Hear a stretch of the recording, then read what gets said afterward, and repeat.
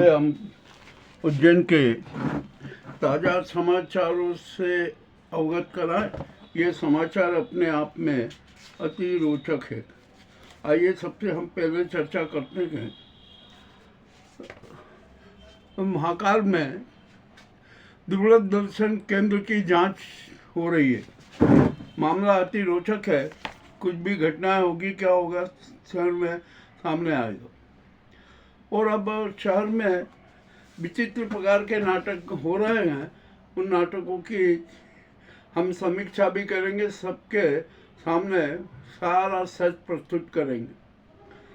अब यहाँ पुलिस पर कार्यबोझ का इतना दबाव है कि देवास गेट में सेवारत पदस्थ एएसआई की हार्ट अटैक से मौत हो गई।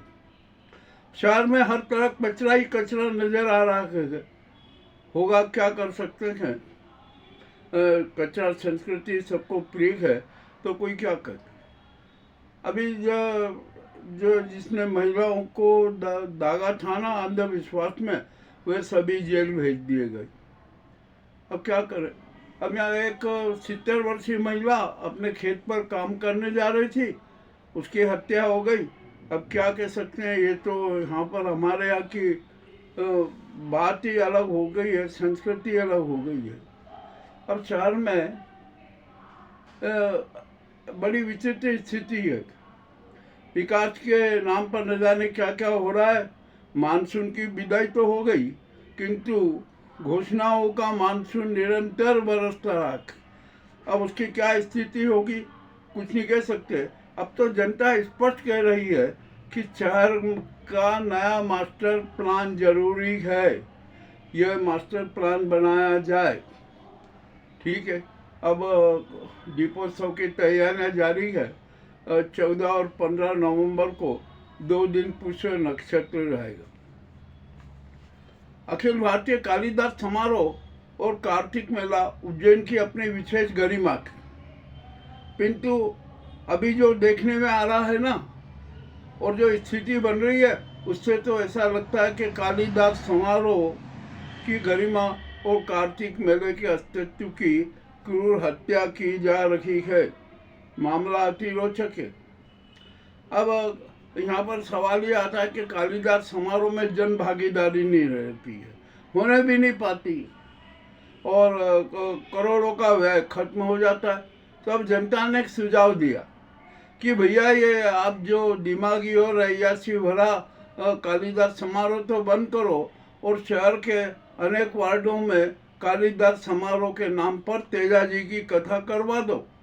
हर वार्ड में हजारों जनता उसमें शरीक होगी, तो आपका कालिदास समारोह सफल हो जाएगा। सफल ही माना जाएगा, क्योंकि उसमें सिद्ध हो जाएगा कि कालिदास समारोह के आयोजन में भारी संख्या में जन भागीदारी रही। ठीक है। अब जो भी है देखते हैं क्या होता है।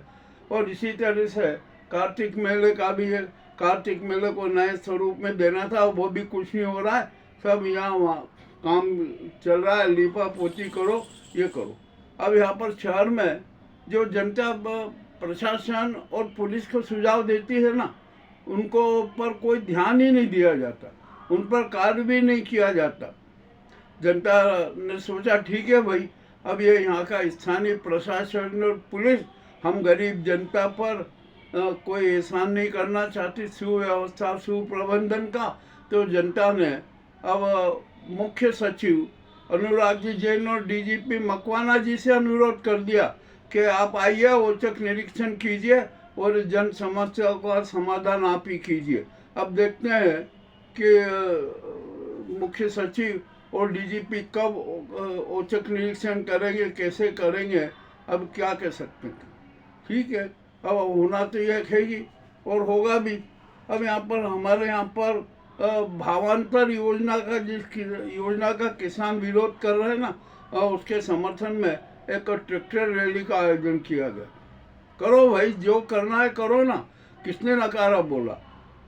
अब जो आपको जितने भी नाटक करना है करते जाओ। अब यहाँ भाजपा में अनेक भाजपा नेताओं ने जो सक्रिय है, उन्होंने भाजपा नेताओं के चरित्रों की पोल खोलना चालू कर दी।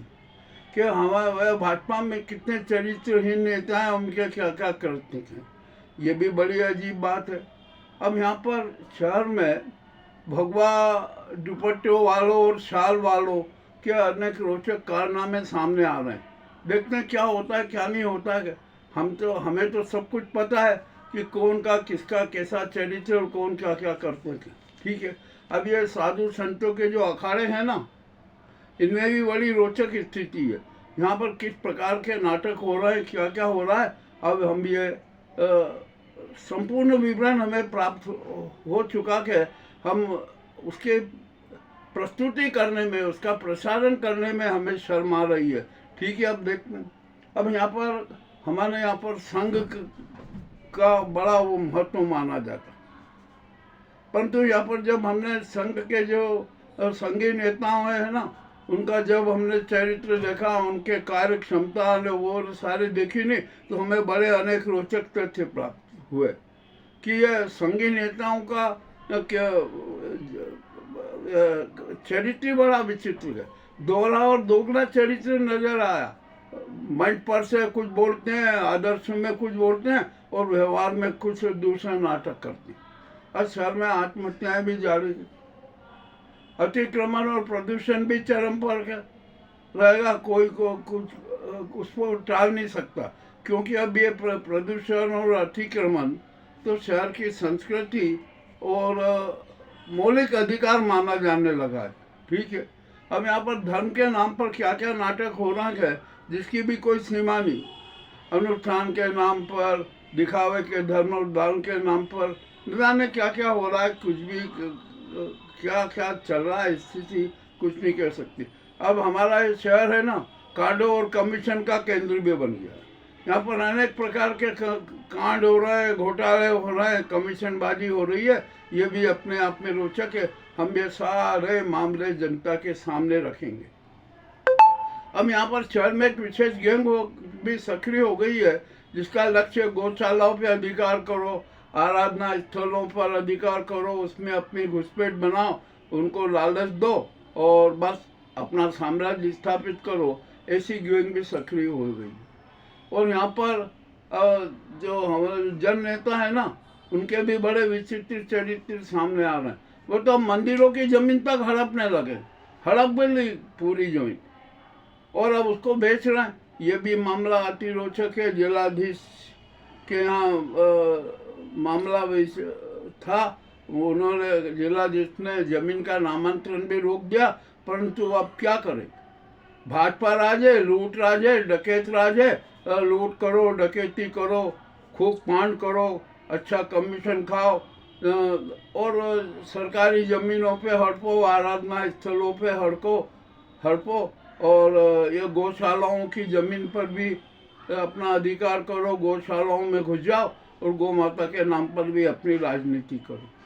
यह है हमारे उज्जैन के खास विशेष प्रावधान। अब जो यहाँ पर जलापूर्ति योजना के जो ठेकेदार था ना, उसने फर्जी बैंक गारंटी दी थी, अब उसका ठेका निरस्त हो गया, अब नया ठेकेदार आ गया। अरे सबको यहाँ पर लालच है, सबको धन चाहिए, कमीशन चाहिए और कोई काम नहीं करना चाहता।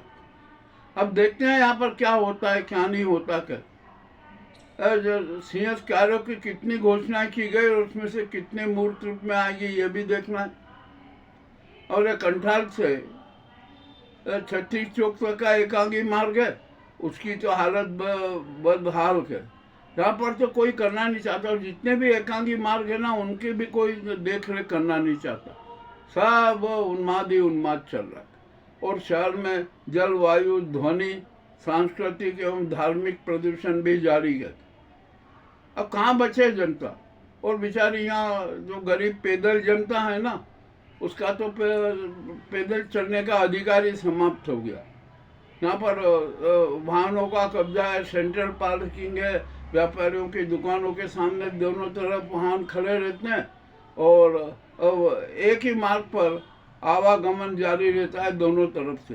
तो बेचारे पैदल यात्री तो चल ही नहीं सकते, तो क्या आकाश मार्ग से यात्रा करें या आकाश मार्ग से अपने को ये सामान खरीदी करने जाएं। अब आकाश मार्ग तो है नहीं, ये सड़क मार्ग है, परंतु सड़क मार्ग पर ही अब पैदल चलने का अधिकार ही समाप्त हो गया, तो कोई क्या करे। और यहाँ पर हमने जब धन पालिका का भी स्वरूप देखा ना, वो भी बड़ा घिनौना। और यहाँ पर समाज पालिका का भी चरित्र मुझे तो बड़ा विचित्र नजर आया। अभी जो हमें जो खुफिया सूत्रों से पता लगा है कि 20 पत्रकारों पर कठोर कार्रवाई होगी जो गैंग बनाकर सारे शातिर खेल करते। भैया जो भी हो क्या हो, सुधर जाओ यार, अब तो मत करो। अब सारे राज उजागर हो गए हैं, हमें पता है, हम तो कुछ बोल नहीं रहे, हम तो अभी मौन है। हमने भी देखा है कि कौन क्या कैसे कैसे क्या क्या करता है। अब यह ग्रुपबाजी और गैंगबाजी की पत्रकारिता का युग भी समाप्त होने जा रहा है। जो भी हो, ये कड़वी बातें थी, हमने उज्जैन के समाचारों के रूप में प्रस्तुत की। अब यहाँ पर एक सबसे बड़ी समस्या दीपावली आई है, तो ये फटाकों पर बैन लगाने की बात हो रही है कि हम फटाखे ना छोड़े तो अच्छा है। अब हमने खुद ने थीम में जब जाके सर्वे किया ना, तो हजारों नागरिकों से चर्चा की, सब सहमत थे कि नहीं, अब फटाखे नहीं फोड़ना चाहिए, फटाकों पर बैन लग जाना चाहिए, और उसके लिए समय सीमा भी नहीं रहना चाहिए कि इतनी सीमा तक फटाखे फोड़ सकते। तो अब ये जब जनता मांग कह रही है, जनता की आवाज़ आ रही है कि फटाखे पर बैन लगा दो, तो प्रशासन को लगा देना चाहिए।